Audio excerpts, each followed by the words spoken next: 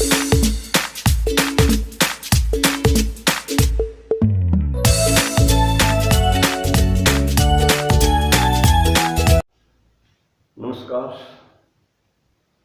हमने पिछली वीडियो में त्रिभुजों की जानकारी, इसी को हम आगे बढ़ा रहे हैं और जितना काम हम बच्चे से स्वयं करवाएंगे उतनी ही उसमें कल्पनाशीलता की वृद्धि होगी। आज इसी बात को ध्यान में रखते हुए कि बच्चा खुद करके कैसे सीखे, इस तकनीक का प्रयोग करने की कोशिश करूंगा और आगे हम कुछ नया सीखेंगे। तो जो मेरा विषय है वो त्रिभुज के बारे में है और कल भी बताया था सबसे मजबूत आकृति क्या है, अपनी त्रिभुज है। जब सबसे मजबूत है तो उसने अपनी जगह भी मजबूती से प्राप्त की है और मजबूती से जगह प्राप्त की है, तो हम उसको भी हम बिल्कुल मॉडल की सहायता से इस अध्याय को हम मॉडल की सहायता से समझाने की कोशिश करेंगे। अब त्रिभुज की जब बात आती है, त्रिभुज की बात आती है, मन में बिल्कुल स्पष्ट है, तीन भुजाओं से घिरी बंद आकृति, तीन रेखाखंडों से घिरी हुई बंद आकृति को हम क्या कहते हैं, त्रिभुज कहते हैं।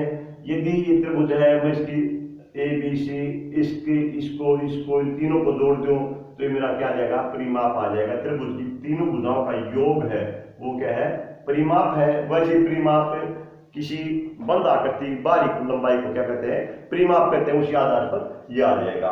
आज मैं जिसके इर्द गिर्द बात करूंगा वो है भुजाओं का आधा करना, कोणों का आधा करना, लंबसमद्वि भाजक और लंबसमद्वि भाजक। अगर ये मेरी एक कोई रेखाखंड है, मैंने इसका लंबसमद्वि भाजक करना है। लंबसमद्वि भाजक करने का मतलब इसका मध्य बिंदु भी ज्ञात करना और मध्य बिंदु के ऊपर लंब डालना। ये इस तरह से करते कैसे प्रकार को खोलते हैं, आधे से खोल के इसमें चाप लगाते हैं ऊपर नीचे, इसी प्रकार इसमें लगाते हैं इधर से रख के, और ये जो मेरा आएगा ये क्या है, मेरा भुजाओं का लंबसमद्वि भाजक। ये मध्य बिंदु भी है, मध्य बिंदु भी और इसके ऊपर लंब भी है। एक मैं ये कहूं भुजा का मध्य बिंदु, ये मेरी को रेखाखंड है, ये मेरा मध्य बिंदु है, और मैं कहता हूं इसको इससे मिलाना है, या इसको इससे मिलाना है, तो ये आएगा मध्य बिंदु को इस बिंदु से मिलाना। अब इन बातों में अंतर है दोनों में, एक तो लंबसमद्वि भाजक और एक भुजा जो बिंदु है उसको किसी अन्य बिंदु से मिलाना। तो इनके इर्द गिर्द बात रहे कि मेरी, अब मेरा ये कोण बन रहा है, जैसे यहाँ पे ये कोण बन रहा है, इस कोण का आधा करना मेरे को, या इस कोण का आधा करना, इस कोण का आधा करना क्या करें, हम प्रकार को यहाँ रखें और चाप जैसे इसके आधे से खोल के चाप लगाए ऐसे, और फिर ये चाप लगाए और इसको मिला दो, ये क्या आ जाएगा, इस कोण का अर्ध का जाएगा। एक मेरा अर्ध करने का तरीका ये है जो करके सीखने का है, मैं इस भुजा को उठा के इस पर रख दूं, इसको उठा के इस पर रख दूं, अब जो आएगा उसका आधा आ जाएगा। तो आज करके सीखो, उसके अंतर्गत हम भुजाओं का और कोणों का आधा करके देखेंगे। अब मेरे पास ये त्रिभुज है, ये मेरी त्रिभुज कैसी त्रिभुज है, अधिक कोण त्रिभुज है। इसमें ये कोण अधिक कोण और अधिक कोण त्रिभुज में न्यून कोण कितने होते हैं, जो तालिका बनाई थी, ये भी न्यून कोण है, ये भी न्यून कोण है। मैंने इस भुजा का आधा करना है, तो मैं इस भुजा को इस बिंदु दोनों शीर्षों मिला दूं, इसको ये शीर्ष तीसरी मिला दी, क्या हो गया, ये इसका आधा हो गया। आधा हो गया, कहां गया मुझे नहीं पता, जहां भी गया ये इसका है क्या, लंबसमद्वि भाजक इस भुजा का। मैं जब इसका आधा करूं तो ये आ गया, इस शीर्ष को मैंने यहां मिला दिया तो इसके आ गए, ये भुजा का आधा गया, और ये यहां से है, ये 90 कोण बना रही है इस पर, तो ये क्या इसका लंबसमद्वि भाजक है। जब मैं कोणों का आधा करूं तो ये मान लो मेरे पास त्रिभुज, और ये त्रिभुज मेरी कैसी लग रही है आपको, इसकी ये भुजा दो बराबर लग रही है, ये मेरी समद्विबाहु त्रिभुज है। वो मेरी अधिक कोण त्रिभुज भी थी, अधिक कोण त्रिभुज भी थी और विषमबाहु भी थी। ये मेरी क्या है, समद्विबाहु त्रिभुज है। इसमें कोण का आधा करना, तुम इस कोण को उठा के इस कोण की भुजा को इसके साथ रख दो, ये क्या कोण का आधा कहां मिल रहा है, ये भी हमें नहीं पता, लेकिन हमने इस कोण का आधा किया है, ये कोण का आधा क्या हो गया। जब मैं इस कोण का आधा करूं इसका, तो इस भुजा को उठा के मैं यहां रख दूंगा, ये मेरा इस कोण का आधा हो जाएगा। इस कोण का आधा करना तो मैं इसको उठा के यहां रख दूंगा। तो इस तरह से क्या है, ये मेरे कोणों का भी आधा हो रहा है। हमने भुजाओं का आधा, कोणों का आधा, और एक मैं ये करूं कि मैं एक त्रिभुज लेके, और ये मेरी समबाहु त्रिभुज है, समबाहु त्रिभुज है, मैं इसका अर्ध करूं, इसका अर्ध कर ये ले लिया, ये अर्ध यहां पर इसका ये अर्ध ले लिया मैंने, इस भुजा का अर्ध ले लिया। अब इसका अर्ध को मैंने यहां से पकड़ के सामने वाला जो शीर्ष है ना, इसको ही पकड़ लिया मैंने, इसको ये फोल्ड कर दिया मैंने। अब इसमें मैंने क्या किया है, इसमें मैंने इस मध्य बिंदु को सम्मुख शीर्ष से मिलाया है, वहां मैंने अर्ध किया था और तक जहां भी जा रहा जाने दो, मुझे इस बात से कोई नहीं। मैंने पहले इसका अर्ध किया, याद आ गया इसका, आधा करके मैंने इसको यहां से पकड़ लिया और फिर ऊपर वाला जो शीर्ष था इसको पकड़ा मैंने और फिर मैंने इसको फोल्ड कर दिया। तो ये क्या गया, मेरा जो ये मध्य बिंदु है इस शीर्ष से मिला दे। ये शीर्ष कौन सा है, इसके सामने वाला। इसी प्रकार मैं इसका अर्ध करूं, इस भुजा का, इस भुजा का अर्ध करवा दे। पहले तो मैंने ये मिला दिए दोनों, ये मिलाए, ये मिलाने के बाद मैंने इसको पकड़ लिया बीच में से और इसको बीच में से पकड़ के और फिर मैंने इसको पकड़ लिया और ये मिला दिया। ये भी क्या गया, इस अर्ध को सम्मुख शीर्ष से मिला दिया। अब एक बच गई मेरी, इसको भी मैं अर्ध कर दूं, इसका भी, इसका अर्ध करके इसको, और मैंने इसको यहां से पकड़ लिया और यहां से पकड़ के फिर मैंने इसको पकड़ लिया, इसको फोल्ड कर दिया।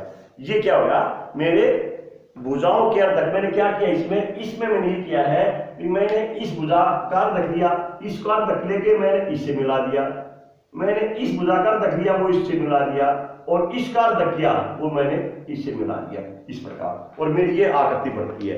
इसका मतलब ये भुजाओं के अर्धक को सम्मुख शीर्ष से मिलाया है। मैंने क्या काम किया है, भुजा के मध्य बिंदु को, भुजा के मध्य बिंदु को, जो मध्य बिंदु है तो उसका अर्धक किया हमने, मध्य बिंदु को किससे मिला है, मध्य बिंदु को सम्मुख शीर्ष से, सम्मुख शीर्ष। अब मध्य बिंदु को सम्मुख शीर्ष से, यहां पर दो बातें हैं मेरे मन में, दो बातें बन जानी चाहिए। एक तो भुजा का मध्य बिंदु और दूसरा है सम्मुख शीर्ष। सम्मुख शीर्ष का मतलब पड़ा सम्मुख, यानी इसका सामने का ये, इसके सामने का ये, इसके सामने का ये। यदि इनको मैं डी या कुछ कह भी दूं तो डी का सम्मुख शीर्ष ए है, मैंने इससे इसको मिलाया है। जब इसको मिला रहे हैं तो ये रेखाखंड है, जैसे इस रेखाखंड का नाम देते भुजा, ये भुजा बीच है, ये भुजा बीच है। जब भी कोई आकृति बन रही है उसमें कोई चीज नहीं बन रही है तो इसका कुछ नाम है, इसका भी अपने आप एक नाम है। त्रिभुज की भुजा नहीं, इस नाम, ये बड़ा ही महत्वपूर्ण नाम है, गणित में बहुत ही अच्छी जगह रखता है। ये नाम किससे निकला है, मध्य बिंदु और जमा में सम्मुख शीर्ष। तो अपने मन में चित्र बनाना चाहिए, क्या त्रिभुज के मध्य बिंदु को सामने वाले शीर्ष से मिलाते हैं, जो रेखाखंड प्राप्त होता है उसका नाम क्या है, माध्यिका। माध्यिका, मीडियन, माध्यिका बहुत ही जरूरी शब्द है। आगे जब इस तरह की चीज आ जाए, भाई मध्य बिंदु सामने वाले शीर्ष से मिला रहे हैं, उसका नाम, जैसे हम इसको भुजा कहेंगे, कोण करें, इसका नाम हम क्या कहेंगे, माध्यिका कहेंगे। अब जब हम इसको 4-5 बार माध्यिका अपने मन में चित्र बना लेते हैं तो माध्यिका की परिभाषा याद रखने की जरूरत नहीं। अक्सर बच्चे माध्यिका की परिभाषा भूल जाते हैं। उसमें भूलने में क्या है, इसमें दो चीजों का जिसके मन में अपना संयोजन कर रखे हैं, मध्य बिंदु सम्मुख शीर्ष, वो कभी भूल नहीं सकता। तो हमारे पास क्या आ गया, माध्यिका। माध्यिका कितनी होंगी, अब भुजा 3 तो इसके मध्य बिंदु कितने, 1 2 3, 3 मध्य बिंदु होंगे, शीर्ष भी 3 होंगे। जब इससे मिला हुआ तो एक मेरी ये आ गई, इसको इससे मिला हुआ एक ये आ गई, इस मध्य बिंदु इससे मिला हुआ कितने आ गई, मेरी माध्यिकाएं 3 आ गई। त्रिभुज में कितनी माध्यिकाएं होगी, 3। और माध्यिकाएं जहां मिलती हैं उस बिंदु पर भी कुछ नाम होगा, ये आ गया। अगर ये अलग अलग होती, ये इधर से निकल गई, ये इधर से निकल गई, ये इधर से निकल गई, अलग अलग होती है, या फिर ये नहीं मिलती आपस में कहीं, तीनों अगर नहीं मिलती कहीं पर तो उनका नाम देने की जरूरत नहीं थी। अब इसका मतलब ये तीनों एक जगह मिल रही हैं तो इसका एक विशेष नाम है और बहुत ही जरूरी नाम है। इसको हम कहते हैं त्रिभुज का केंद्रक। क्या कहते हैं इसको, केंद्रक, केंद्रक, सेंट्रोइड, बहुत ही जरूरी, सेंट्रोइड। जब ये केंद्रक बन गया तो इस केंद्रक की भी कुछ अपनी विशेषता है। यदि मैं इसको माप लूं, माध्यिका को, ये मैंने माध्यिका को माप लिया, मैंने पैमाना अपना बढ़ा के कागज से ही सब कुछ हम अपना कर रहे हैं, तो मैंने इसको माप लिया, ये माप, इसका इसके बराबर का मैंने ये ले लिया, ये इसके बराबर का बिल्कुल, ये जहां मिल रहा है वो यहां तक है। अब मेरा पैमाना ये है, ये मेरा पैमाना है माध्यिका का। माध्यिका में ये जहां मैंने ये केंद्र लिखा है इसको हम जी से लिखेंगे।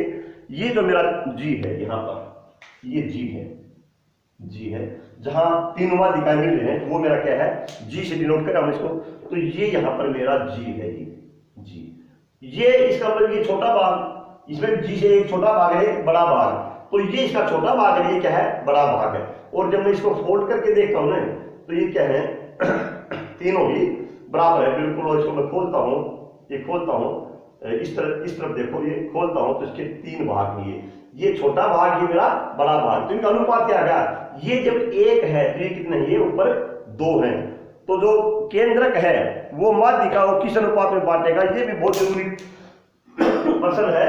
ये क्या है, ये है मेरा 1:2। तो 1:2।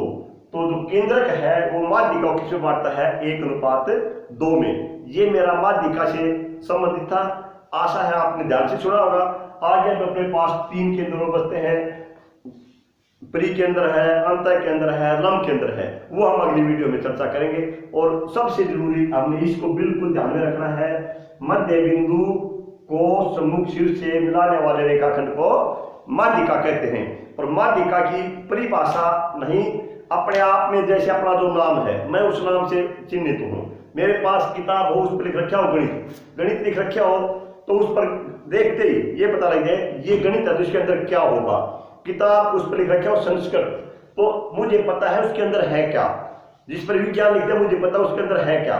जब कहीं पर शब्द माध्यिका आपको दिख जाए, कहीं पर भी माध्यिका कहते हैं आपके मन में बिल्कुल वो बात दोहरा जानी चाहिए कि मध्य बिंदु भी है और शीर्ष से मिला हुआ है।